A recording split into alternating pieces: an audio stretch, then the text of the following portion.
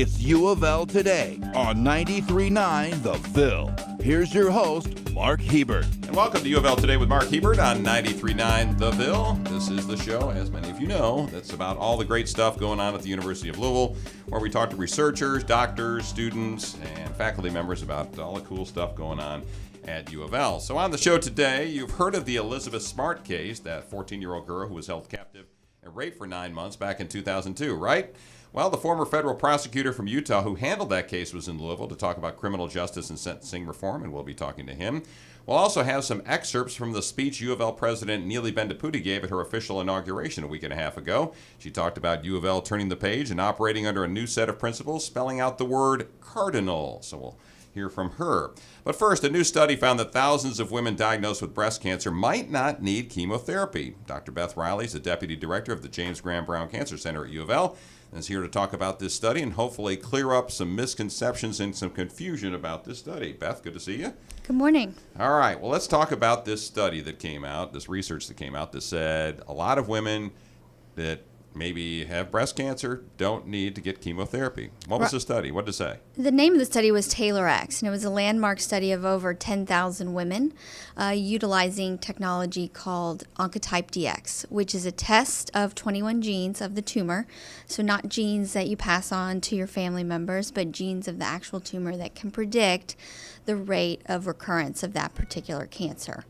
And so the study looked at a certain category of results called an intermediate score and tried to determine whether or not patients in this category would benefit from chemotherapy. Okay. We already knew what women with a high score needed chemotherapy. We already knew that women with a low score did not, but the intermediate was more difficult. And how many women are we talking about here? They tested over 10,000 women, so it's strong evidence.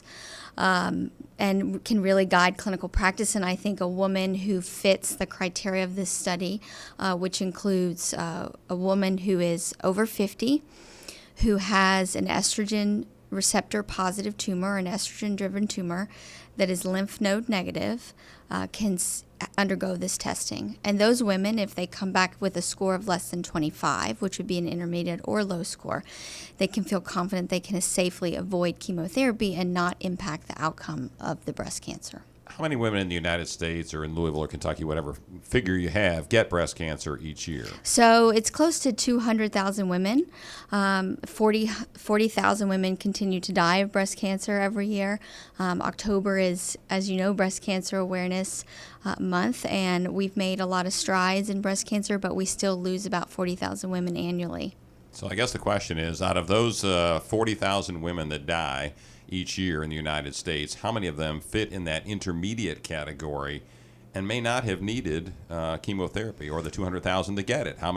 What percentage are we talking about that fall in that intermediate score category and may not need chemotherapy? So the exact number is hard, especially when talking about the death from breast cancer, but in terms of the overall numbers of women who get breast cancer, the estrogen-positive breast cancer is the most common type. So this will affect the majority of women diagnosed with breast cancer. But only if they're over 50, right? And all the other only caveats if they're over in there. 50, exactly. In this study, when they looked at women under 50, there continued to be benefit from chemotherapy. And that probably has to do with whether or not a woman is premenopausal or postmenopausal. It really has nothing to do with the magic number of 50. But women who are still ovulating, still menstruate, who get breast cancer, they have a slightly different sort of behavior of the tumor. And those women, at least based on this preliminary evidence, likely still need chemotherapy. We're talking with Dr. Beth Riley, who's the deputy director of the James Graham Brown Cancer Center at the University of Louisville. And we're talking about this study that came out that said a number of women who have breast cancer perhaps don't need chemotherapy. So what is if you're in this intermediate, if a woman's in this intermediate category, this intermediate score, what are the alternatives then to chemotherapy? What is the treatment that they should be getting? Right. And this study was demonstrated the women didn't need chemotherapy only if they took what's called endocrine therapy, so an anti-estrogen. So these women, their tumor is driven by estrogen. The tumor uses estrogen to grow, for lack of a better analogy. And so part of the treatment includes giving them an anti-estrogen. So manipulating the growth driver of the tumor is powerful enough that women don't need chemotherapy.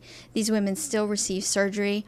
Oftentimes they received radiation, but all of these women received endocrine therapy. And in the past, what kind of treatment you receive for cancer is based on where you are on the stages of cancer, stage 2, 3, 4, right? So is this a total change of the way you're looking at breast cancer? Over the last sort of 10 years, we've seen a signal that stage is less important than what we call biology. And so this is a study that sort of underscores that. Regardless of your stage, the biology is probably a more important driver. Right now, we don't routinely use Oncotype DX in women with lymph node positive disease. There are certain circumstances in which we can use that test, and there are some studies that validate the use of that test in that way, but not in the robust way that TAILORx has done. There are studies ongoing to test women with low numbers of lymph nodes, 1 to 3 lymph nodes, with the use of this technology to see if chemotherapy can safely be avoided in those women also. Has this study changed the way the doctors at James Graham Brown Cancer Center, perhaps other cancer centers across the United States, have begun looking at the breast cancer of women over 50? I believe it will, especially nationwide. We were already doing this a little bit at UofL. We were part of the TAILORx study, and most of us practice in a way that we believed that biology was more important than stage. However, this just provides much more sound evidence rather than I think this is true. Now we can say I know this is true. Again, chatting with Dr. Beth Riley from the James Graham Brown Cancer Center at UofL. And what are you telling women now that are under 50? Clearly, this doesn't impact them. They still need chemo, right? Right. They most likely need chemotherapy. You can still get an Oncotype DX if you're under the age of 50, because if you come back with a recurrence score in the low category, you still can safely avoid chemotherapy. But it's now the intermediate and high risk. Those women still require chemotherapy. All right. And the women over 50, you do this test basically now. So what are you telling them when they walk in the door and they're 53 years old, they got breast cancer? What's the discussion you have with them now? If they're stage 1 lymph node negative, estrogen positive, I do oftentimes offer an Oncotype DX, but in light of TAILORx, I can oftentimes predict what the Oncotype score will be. And so actually my use of this test has gone down because I know that a woman would have to get a score of 25 to require chemotherapy, but it's part of standard of care. Every woman diagnosed with stage 1 breast cancer should ask the question, should they have this test, especially if they are estrogen positive and lymph node negative. I guess that was my next question. What should women and their families be asking the doctors when they walk in these days and they suspect they have breast cancer or they are breast cancer positive? I would say they would ask if they would qualify for Oncotype DX testing, and if so, if their score comes back intermediate or low, if the doctor feels that they would fit into that criteria of women who do not require chemotherapy. All right. And lastly, what else is on the horizon for breast cancer patients? Is there anything else that is hitting the medical journals these days that has changed the way perhaps that you're treating these folks? Most of the research is right now in the metastatic setting, looking for novel drugs, looking for how to use immune therapy adequately, really trying to tackle that 40,000 women who die every year of breast cancer.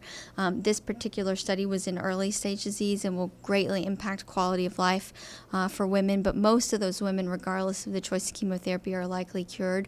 So most of what we're focusing on now and should be talked about, especially during October, are those 40,000 living and dying of metastatic disease and what we can do to move the needle for them right now. And it is Breast Cancer Awareness Month, as you mentioned earlier. That's right. All right, Dr. Beth Riley, appreciate it. Thanks for being on the show. Thank you. Well, there's been a lot of talk lately and over the past several years among lawyers, judges, legislators, public officials, prison officials about overhauling the nation's criminal justice system, and in particular, the types of crimes that are resulting in long prison sentences when maybe they shouldn't.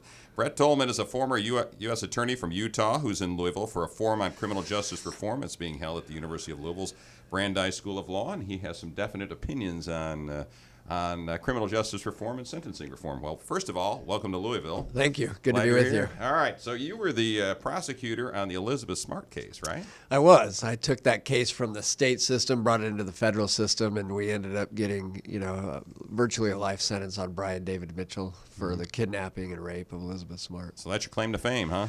Well, I'm not sure it was something you ever want to be known for, but I was happy to bring justice to Elizabeth. She's a terrific young woman, and it was a case that kind of captured our state and the country as a whole, but it was one of those ones where we saw some of the weaknesses in the criminal justice system as well. Okay. Well, you're in Louisville, and you're talking at this criminal justice reform forum at the Brandeis School of Law.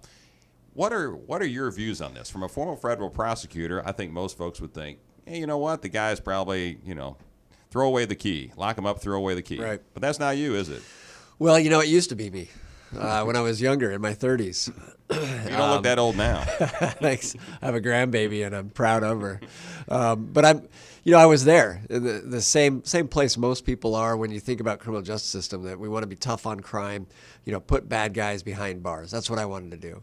What you start to learn in the federal system is for every one, Al Capone, there's 1,000 out there that are low level, street level or lower, drug users, minor dealers, individuals that are just sitting in warehousing in our criminal justice system at $30,000 to $40,000 per year. And I started to ask myself, is there a better way? I put my fair share of people behind bars. I have folks that are serving 30, 40 lifetime sentences. Mm-hmm. I'm very proud of the work I did. But there were some times when the federal punishment didn't match the crime. And we as citizens pay for that if we don't realize that 95% of all people are going to get out of prison. So what are we doing to help them? So what is the problem with the federal system? Each state is handling in their own ways criminal justice reform and sentencing reform, including Kentucky. But what's the problem with the federal system? Is it the fact that there's no parole? Is it the fact that for some drug crimes the sentences are just too long? What is it? Yeah, it's a combination of things. In the federal system, there's no parole. Obviously, that's an issue. So you're going to serve all of that sentence. But what we had was decades and decades of be tough on crime legislation that started to increase those sentences, even for the low-level offenders. And so now you have sentences that are 20, 30, 40. We had an individual in Utah that was prosecuted. His name's Weldon Angelos. He served he was sentenced to 55 years for selling a dime bag of marijuana. 55. Was it his third offense or fourth offense? No, it wasn't even that. It was the fact that he was selling it in a bad neighborhood. He had a gun in his vehicle. And so he got 55 years because of the way they stack that. Now, no question he should go to jail. And he served, over a dozen years in federal prison until folks said, hey, something's not right with this. Mm-hmm. We can still punish, be tough on crime. We can be smart, though, with our resources. Talking to Brett Tolman, who's a former U.S. attorney from the state of Utah, who's in Louisville for a seminar being held at the University of Louisville's Brandeis School of Law, talking about criminal sentencing reform and criminal justice reform. In Kentucky, there is a real push now, and there has been, to give prisoners that are on their deathbeds, terminally ill, have medical issues, early parole. Is that something that the federal government should consider? Well, it's interesting you raise that, because right now the First Step Act has been passed in the House and is waiting to be passed in the Senate. But that's not what the Senate bill looks like, though. It doesn't include it. It has compassionate release reforms that are in there. And when I say compassionate release, what we're looking at is individuals who may have, a terminal illness. Just last week, though, it's interesting because even though it's not yet in law, I think there's flexibility there. I have a client who just got cancer. I was informed that the Bureau was going to try to do everything they can. The Bureau of Prisons was going to try to do everything they can to get him out early because he was terminal. Now, it tells me there's the attitude and the will to do that. We just need to now match the laws with what we see as important reforms. But these are always political solutions, and no politician wants to come up for re-election and be accused of being soft on crime. And that's the problem, isn't it? It's the historical problem. What's interesting is how it's polling right now. Even among really red conservative states. Like Utah. And Kentucky. I mean, Clinton came in third in Utah. That's a conservative state. And even in those states, it's polling very high that we want rehabilitation, we want work and education. We want them coming out better and not just coming out better criminals. And so let's be tough on crime, but let's be smart as well. And let's put those that need to be behind bars a long time behind bars. But let's not have a one-size-fits-all. And that's what's surprising is the country is moving on that. Is it a financial equation now for a lot of taxpayers in the United States that we're spending, $250 billion or something along those lines per year on keeping prisoners locked up? It absolutely is. You take Texas, for example. They've closed 4 prisons, saved over $3 billion. How have they done it? Just by getting smarter. Nobody's accusing them of being weak on crime. But at some point, we all have to say enough is enough. We're incarcerating at a rate beyond we've ever done, more than any other country in the world right now. And it's affecting more and more families. I think they're starting to experience that. And then we say to ourselves, is this how we effectively want to spend so many dollars, tax dollars? Are you a defense attorney now? I am a defense attorney, yeah. Prosecuted for over a decade as a federal prosecutor, and now almost a decade as a defense attorney. So when did the light bulb go on? Was it just when you went to be a defense attorney and said, oh, geez, these guys are getting screwed by the sentences they're getting in the federal system? Or, what was it? The light bulb, it really was a couple of cases. I had a case, an individual named Marco Antonio Rivas that I prosecuted. He's a kid, 22 years old. I've got a 22-year-old. Mm-hmm. And he had a bad weekend. He made some bad decisions. How bad? He stuck up a couple that came in town from New York. Believe it or not, they had to go to Utah to get a gun pulled on him. And then he ran from the law, and he carjacked a car. And no question, he needs to go to prison. And he's served a lot of time already. But he pled guilty to 30 years in federal prison. He'll be 50 some odd years old when he gets out. It started me just to think about, this individual I know has the ability to come out into society and no longer be criminal.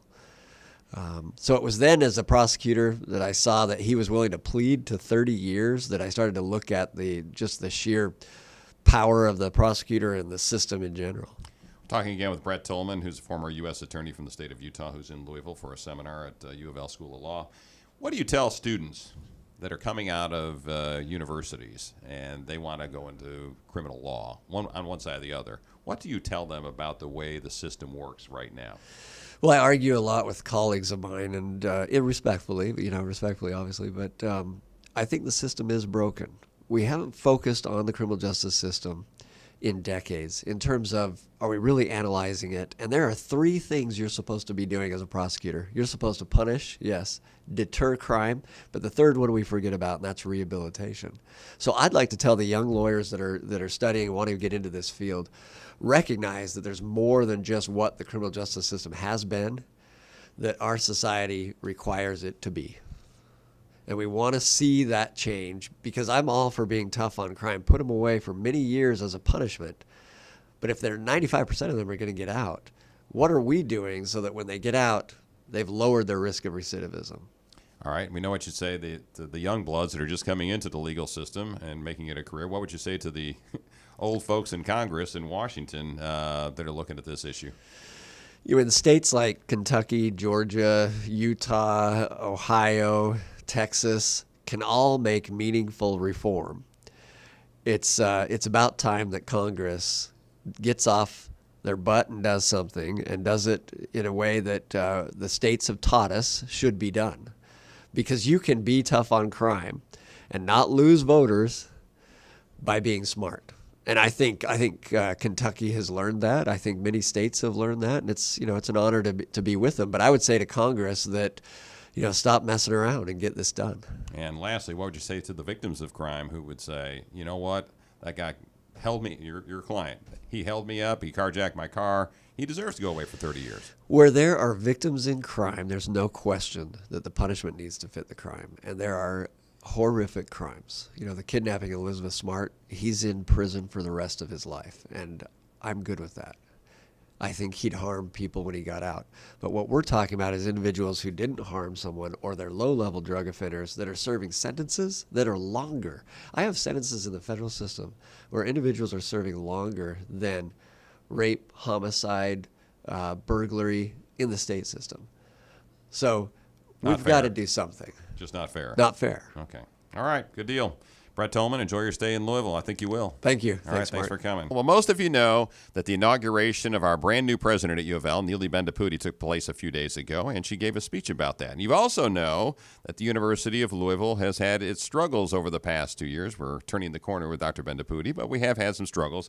And she talked about some of those struggles during her inaugural speech. And so I'm going to play a little bit of about 6-7 minutes of her speech that you may not have heard on TV or seen on the web, that I think is important for those of you in the community and those of you who are alumni of the University of Louisville to hear. So this is part of Dr. Bendapudi's inauguration speech from the University of Louisville. Let me just take a few moments about how we will conduct ourselves. Over the past 4 months, I've listened to many faculty and staff and students, alumni, key constituencies, people you see on the stage here, and asked them what they want from the leadership of this university.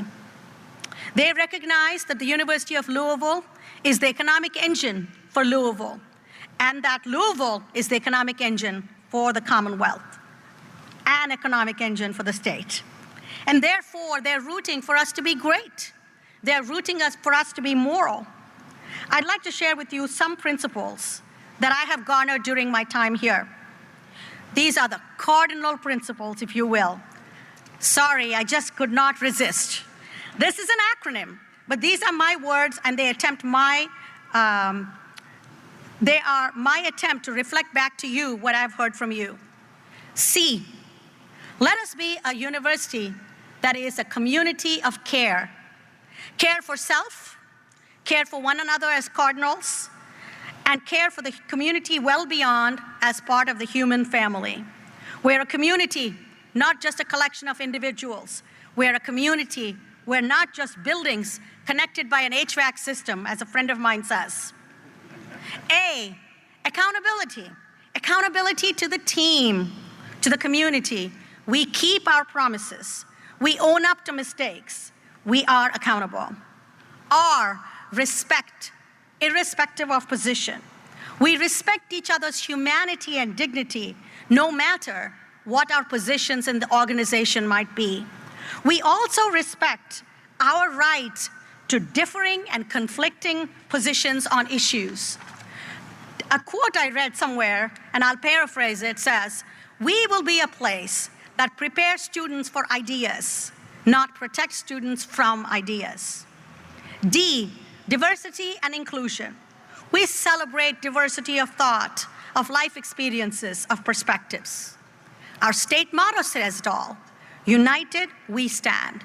We want everybody, in the richness of their many unique and intersecting identities, to feel loved and included in the cardinal fold. I, integrity and transparency. We will be true to our mission of an urban research university.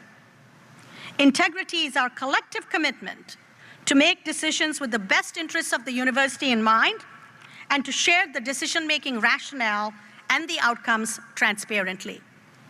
N, noble purpose. Each of us will identify for ourselves the ways in which we will make a difference. We know we must solve the problems of access and affordability to give everybody a chance to find and pursue their own noble purpose. A, agility. We will recognize that things change, but we recognize also that when they do, we can and must change things as well.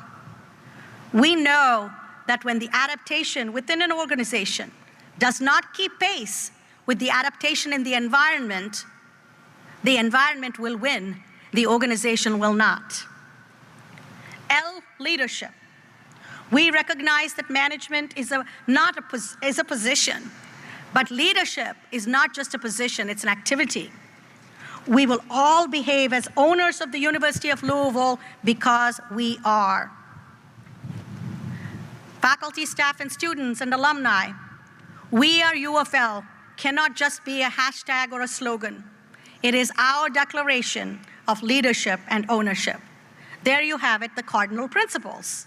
There will not be a quiz right now, but in the coming days and months and years, we will work together to examine how these principles shape the questions we tackle and the solutions we propose.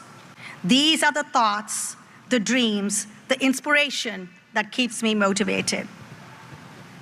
We will become a great place to learn, a great place to work, and a great place to invest because, and this is important, because we will be a place that celebrates diversity, fosters equity, and strives for inclusion. We know we won't get there overnight. And indeed, I also know we'll never get to a point where we say, oh, let's stop. We did it. We're great enough. The pursuit of excellence is its own reward. So let me conclude with this. Students, I challenge you to make the most of your time here, to make this for you a great place to learn. Faculty and staff, I sincerely thank you for all you've done and challenge you to co-create and maintain a culture that makes this a great place to work. And all of you who are here, I implore you and challenge you to step up and invest in us. We need you today. There's no question in my mind that at the University of Louisville, our best days, our greatest days are ahead of us. Thank you for the opportunity of a lifetime. And as I wrap up now, by now you know the rules. I will count up to 3, and on the count of 3, be prepared to throw your L's and to yell, "Go Cards." Are you ready? On 1, 2, 3, go Cards! Thank you so very much. I'm honored. That was U of L President Neeli Bendapudi on her inauguration day, giving a little speech and talking about some of the issues facing the University of Louisville and some new principles that University of Louisville faculty, staff, and students will be asked to abide by in the future. That'll about do it for this edition of U of L Today with Mark Hebert on 93.9 The Ville. You can always check out the podcast on SoundCloud or check out some of these shows, which are on TV, on Metro TV or on KETKY throughout the week. You can catch all the U of L news, events, and what's going on campus at UofLnews.com. Thanks for listening to U of L Today with Mark Hebert, and go Cards!